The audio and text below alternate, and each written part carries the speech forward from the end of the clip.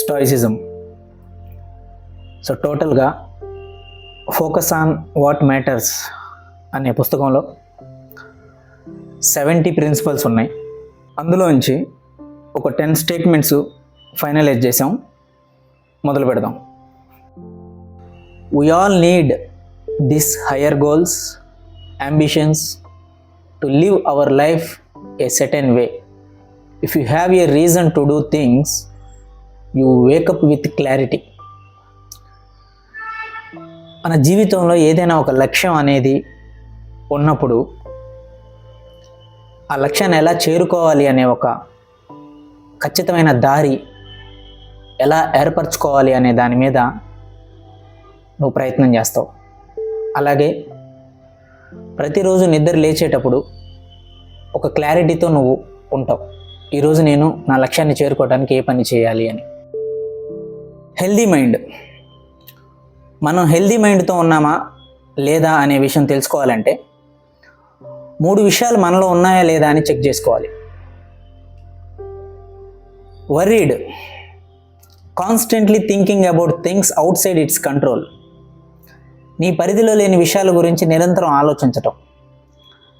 Inconsistent, feeling happy one day and sad the next day for no reason. ఏ కారణం లేకుండా మీరు బాధపడుతున్నారంటే దాన్ని ఇన్కన్సిస్టెంట్ అంటారు. Not able to concentrate on important things. ఇది అన్ఫోకస్డ్ కింద వస్తుంది. ఎప్పుడైతే మీ మైండ్ వర్రీగా, ఇన్కన్సిస్టెంట్గా, అన్ఫోకస్డ్గా ఉంటుందో అప్పుడు మీరు అన్హెల్తీ మైండ్తో ఉన్నారని దాని అర్థం. ఎప్పుడైతే దీన్ని గ్రహిస్తారో దానికి అవసరమైన యాక్షన్ తీసుకొని మీ మైండ్ని మీరు హెల్తీగా చేసుకోవాలి. If you have done something once, who says you can't do it again? Remember that you are stronger than you think at any given moment. ఒక పనిని కానీ ఒక విషయాన్ని కానీ మీరు ఒకప్పుడు చేసి ఉంటే ఖచ్చితంగా ఆ పని మళ్ళీ చేయలేరు అని ఎవరు చెప్పగలరు? అంటే ఒక పనిని ఒకసారి కనుక చేస్తే ఖచ్చితంగా ఆ పనిని మీరు మళ్ళీ చేయగలరు. గుర్తుంచుకోండి, మీరు ఆలోచించిన దానికన్నా మీరు చాలా బలమైన వ్యక్తులని. ఏ క్షణంలోనైనా సరే దీన్ని మర్చిపోవద్దు. When you have pain, you have the resource of endurance. It's all inside you. You just need to dust it of and use it again. మీరు ఎప్పుడైనా ఒక బాధలో కానీ ఒక నొప్పిలో కానీ మీరు ఉంటే గుర్తుపెట్టుకోండి, దాన్ని తట్టుకునే శక్తి కూడా మీలోనే ఉంది. ఎండ్యూరెన్స్ అంటే ఓర్పు. ఆ ఓర్పు కూడా మీలోనే ఉంది అని గుర్తుపెట్టుకోండి.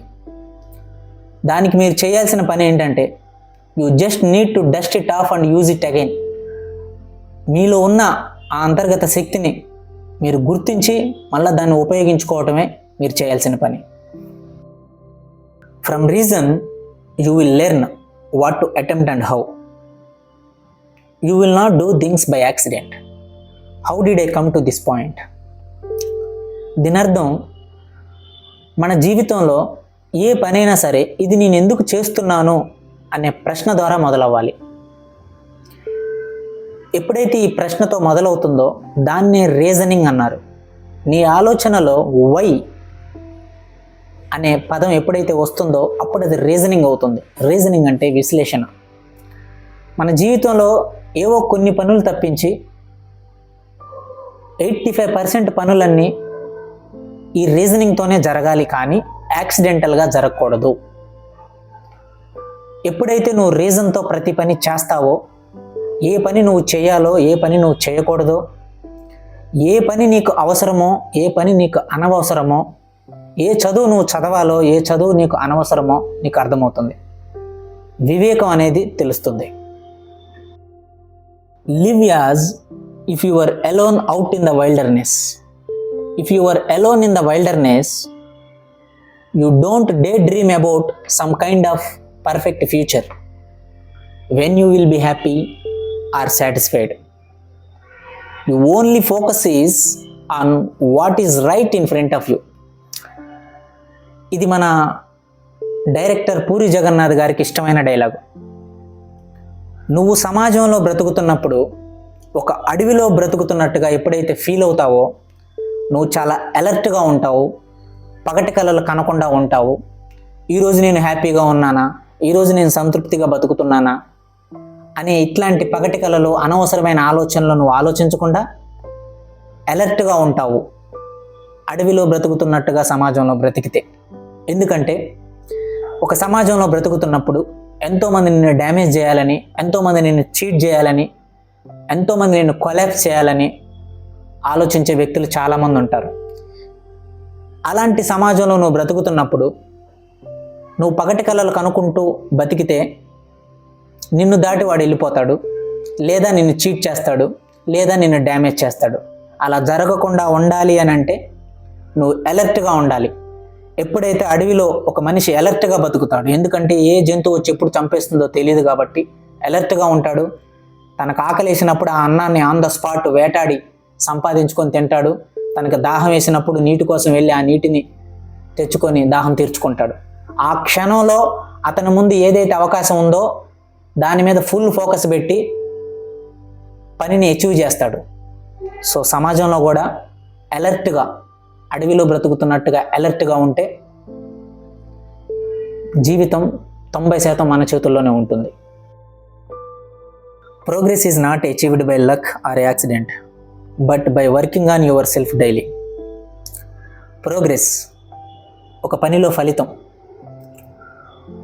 ఒక పనికి ఫలితం అనేది అదృష్టం ద్వారానో లేదంటే సడన్గానో వచ్చేది. దాని గురించి మీరు ప్రతిరోజు కొంచెం సేపైనా వర్క్ చేస్తున్నారా అనే దాని మీద ప్రోగ్రెస్ ఆధారపడి ఉంటుంది. మీరు ఎంత గొప్ప లక్ష్యాలు పెట్టుకున్నారు అనేది ఇంపార్టెంట్ కాదు. ఆ లక్ష్యం చేరుకోవడానికి నేను ప్రతిరోజు కనీసం కొంచెం సేపైనా ప్రయత్నం చేస్తున్నానా అనే దాని మీద మాత్రమే ఫలితం ఆధారపడి ఉంటుంది. అదే by working on yourself daily అంటే మిమ్మల్ని మీరు ప్రతిరోజు ప్రశ్నించుకోవాలి, ఈరోజు నీ లక్ష్యం చేరుకోవడానికి నువ్వు కొంచెం సేపైనా పని చేసావా లేదా అని.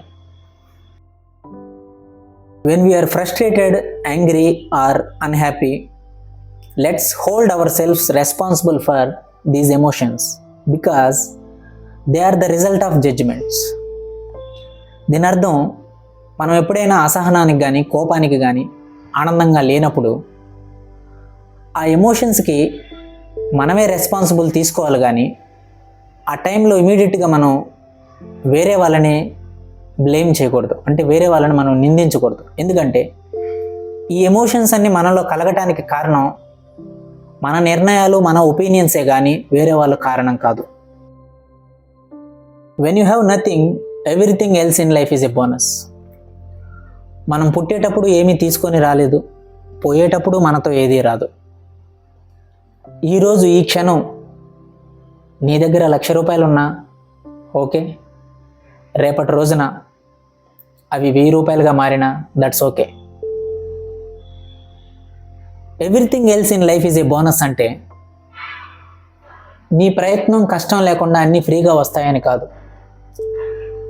నువ్వు ఎంత కష్టపడినా, ఎంత ప్రయత్నించినా భూమిలో నాటిన విత్తనాన్ని పండించే లక్షణం ఆ భూమికి లేకపోతే, అది పండటానికి కావలసిన వర్షాన్ని మేఘాలు కురిపించకపోతే నీ కష్టానికి ప్రయత్నానికి అర్థమేముంది? దట్ మీన్స్ జీవితం నీకేమిస్తుంది అనే దాన్ని కూడా గుర్తించాలి. స్టాయిసిజంని ఒక 2 మాటల్లో క్లారిఫై చేయాలంటే, మొట్టమొదటి మాట, focus on what you control. నీ జీవితంలో నువ్వు ఏదైతే కంట్రోల్ చేయగలవో దాని గురించి మాత్రమే నువ్వు ఫోకస్ చేయాలి. రెండవది, live in agreement with nature. ఈ నేచర్లో ప్రతిదానికి ఒక అగ్రిమెంట్ ఉంటుంది. అంటే ఈ నేచర్లో ప్రతిదానికి ఒక సిస్టమ్ ఉంటుంది. నువ్వు పుట్టావు అంటే ఖచ్చితంగా నువ్వు మరణిస్తావు. నువ్వు పుట్టడానికి ఎలా అయితే ఒక రోజు ఉందో, నువ్వు మరణించడానికి కూడా ఒక రోజు ఉంది అని నువ్వు తెలుసుకోవాలి. మనమందరం ఈ భూమి మీదకి ఒక 4 రోజులు ట్రిప్ కోసం వచ్చామని తెలుసుకోండి. 4 రోజుల తర్వాత అందరం ఇక్కడి నుంచి ప్యాకప్. సో అందుకోసం జీవితంలో అప్పుడప్పుడైనా మీకు నచ్చిన పని చేయండి, మీకు నచ్చిన వ్యక్తులతో మాట్లాడండి, కొంచెం ఆనందంగా ఎలా ఉండాలో నేర్చుకోండి. జై హింద్, జై భారత్.